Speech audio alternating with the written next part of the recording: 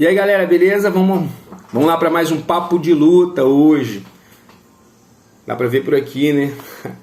As luvas da aposentadoria. Então galera, entre algumas coisas que eu tive a oportunidade de vivenciar no mundo da luta, foi a experiência de durante um período ser atleta de MMA.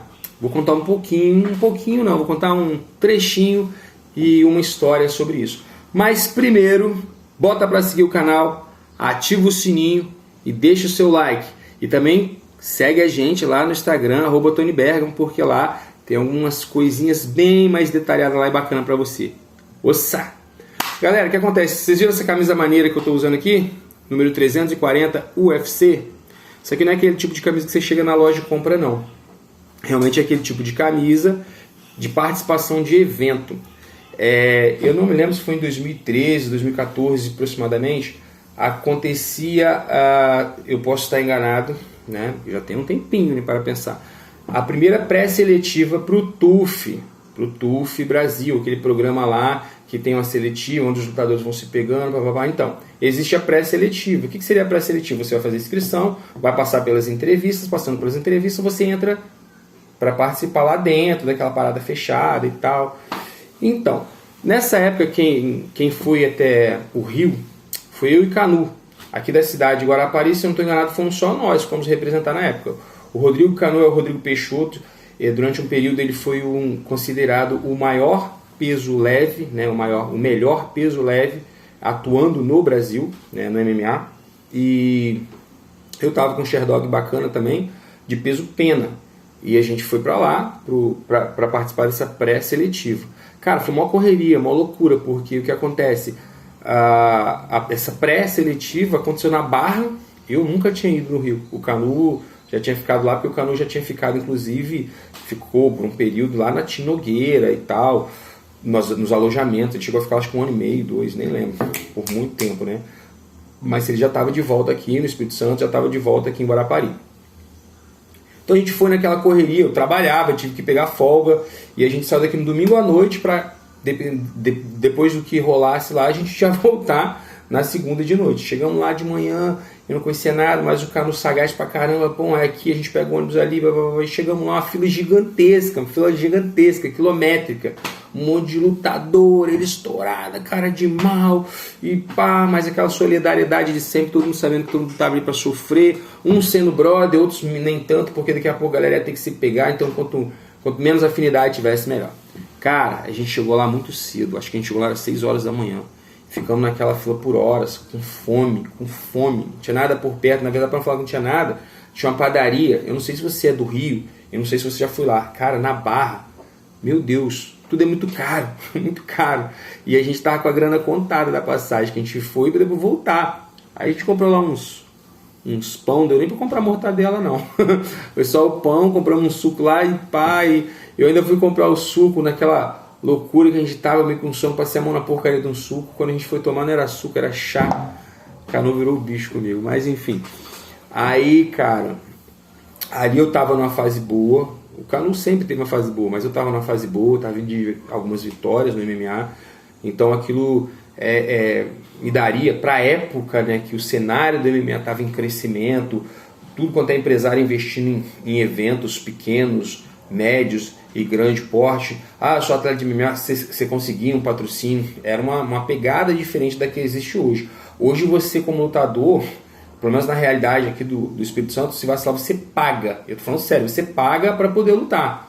E na época você recebeu uma bolsa razoável, boa nunca foi, mas razoável para você poder lutar no evento amador, no evento pequeno. Mas hoje em dia você paga para lutar praticamente. E eu tô falando sério mesmo, entendeu? De você pegar a rifa e ter que vender para você poder lutar.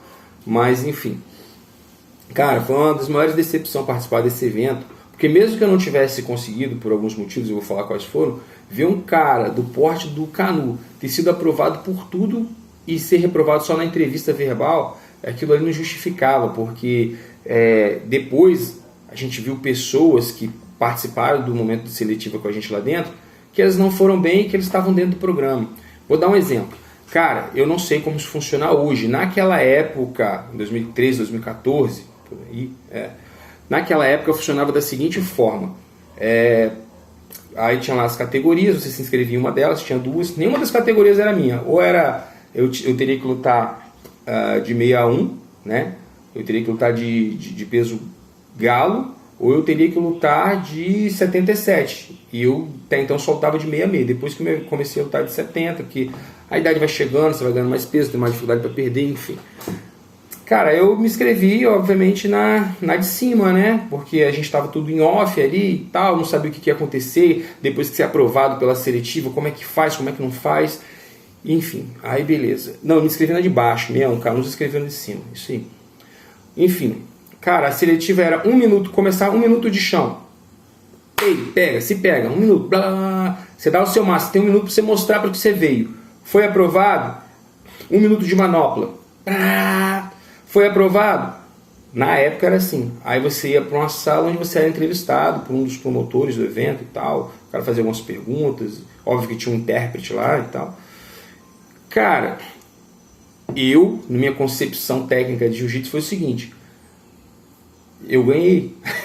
Durante 1 minuto, a única coisa que o cara fez depois que eu passei a guarda dele e ele repôs, foi ficar segurando minha perna e não soltava. E eu sabia que os caras estavam querendo que você mostrasse. Em 1 minuto você tinha que dar a sua vida. Só que não deu, porque tipo assim, o cara ficou segurando a minha perna e meteu uma meia guarda profunda e ficou ali. Eu estava quase cedendo, deixando ele raspar só para a gente poder se movimentar. Mas, se o cara tivesse reprovado eu e o cara que fez comigo, beleza. Mas não, o cara passou e eu fiquei. Aí eu lembro que na sala, depois disso, o cara falou, ó, né, ele ia falando lá, todo enrolado, e o outro interpretando pra gente, né? Os atletas, os nomes que eu não chamar, saiam da sala. Aí pá, e parará. Aí todo mundo foi, eu levantei a mão, aí o cara perguntou qual foi. Eu falei, pô, não chamou meu nome. Eu falei, então sai. Você não chamou seu nome, sai. Só que não entrava na minha cabeça, porque o cara tinha perdido o rola pra mim, sacou? Enfim, no caso do Canu, ele foi um pouco mais adiante, passou por todo mundo, e como não tinha como eliminar ele, deram essa de que o cara foi reprovado na entrevista. Mas, cara, eu não tô falando porque o cara é meu amigo e foi durante muito tempo meu companheiro de treino, não. Eu tô falando porque o nível dele era muito bom. Cara, ele chegou a ser elogiado uma época. Nessa época, logo que o MMA estava, né, bem difundido, com transmissão e tal, eu lembro que numa transmissão no canal Combate, o Rodrigo Minotauro fez um elogio. Aqui no Espírito Santo a gente tem atletas bons, e aí citou o nome do Rodrigo Canu, entendeu? Só que, pô, sabe, né, aquele negócio do QI, ele não tinha quem indicasse ele não tinha um empresário, ele não tinha uma equipe grande, né, por trás dele, então provavelmente isso não deve ter levado ele ao esporte. E era um limite, se eu não estou enganado, o UFC só permite atletas entrarem no evento até 34 anos, né? Depois de 34 a idade máxima, você não entra mais, 34 é a idade máxima. Pelo menos era na época, estou desatualizado. E pô, era o ano que eu completaria 34 anos. E ninguém tá ali, todo mundo que tá lutando, MMA que tá saindo na mão, você não tá ali porque você acha só legal, divertido. Cara, é um esporte desgastante, é um esporte altamente lesivo. Você tá ali porque você quer construir uma carreira. E não é uma carreira para todo mundo falar, o lutador. Não, porque isso daí o Instagram te dá. Tem um monte de gente hoje que nunca nem trocou meia dúzia de soco com ninguém e paga de lutador. A parada não é essa. A parada de construir carreira é de você poder oportunizar para as pessoas que você ama, que estão com você na caminhada, uma vida melhor vivendo através desse esporte. E aí eu desanimei pra caramba depois disso, e aí teve um evento, eu nunca tinha lutado MMA na minha cidade, só em outros municípios, e aí foi minha primeira derrota, né? Inclusive eu perdi uma revanche que eu tinha concedido, eu tinha ganhado do cara, concedi a revanche para ele, foi na cidade, aconteceu um monte de coisa, quem luta e quem acompanha o lutador sabe que tem várias lutas antes da luta, né? Tem luta para bater peso, tem luta para treinar com lesão, tem luta para poder mascarar a lesão para você poder lutar. Tem N problemas e enfim. Mas eu perdi essa luta na cidade e desde então as coisas ficaram um pouco complicadas para mim.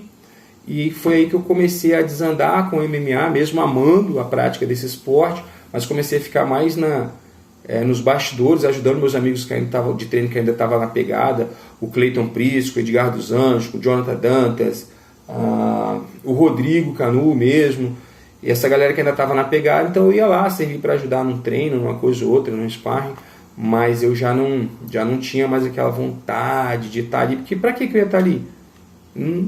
A chance de querer estar participando, pelo menos que fosse da seletiva, sacou? Porque aquilo me daria um impulso, como deu para qualquer pessoa que participou da seletiva lá dentro, para de repente ir para um outro evento grande, que não fosse o UFC, que fosse um Bellator, que fosse qualquer outro evento, mas que pagasse as suas contas, entendeu? E que te desse a condição de viver como atleta de MMA. Então, quando isso acabou, não tinha por que eu continuar. Depois disso eu fiz algumas lutas que não foram nada bem sucedidas, e aí foi quando eu aposentei as luvas. Aí você pergunta, brother, mas e hoje você tem vontade de ser na mão? Lógico que tem. Eu converso muito com o Cleiton, cara, que a gente fala até, velho, se fosse simplesmente assim, ó, tem uma briga amanhã, você vai? Vou. Agora, tem uma briga daqui a 3 meses, você vai? Ah, não vou nada. Tem que treinar, tem que perder peso, eu tô com lesão, as lesões vão ter que ser tratadas, todo aquele estresse, aquela rotina. E, pô, eu vivo de outras coisas, entendeu? Sou outros trabalhos. Então você acaba falando, não vou nada. Então se fosse para brigar, amanhã a gente ia. Vamos lá, a luva tá aqui, eu coloco, calço ela, de novo a gente briga. Tanto é que sempre que tem sparring a gente está participando, mesmo estando inativo.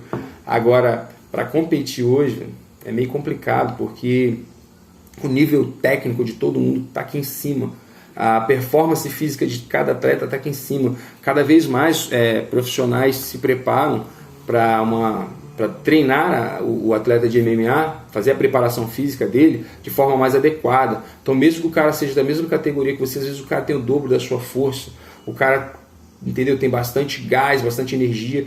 E no MMA não tem esse negócio de divisão por idade, né, cara? Não é que nem no jiu-jitsu que você é master 1, 2, 3, sacou? Não tem isso. No MMA é porrada. Caso a luta você tem 41 anos e tá lutando com um menino de 21. Paciência. Galera, esse é um pouquinho da resenha que eu queria trazer para vocês hoje, papo de luta, espero que vocês tenham gostado. Bota para seguir, dá o like.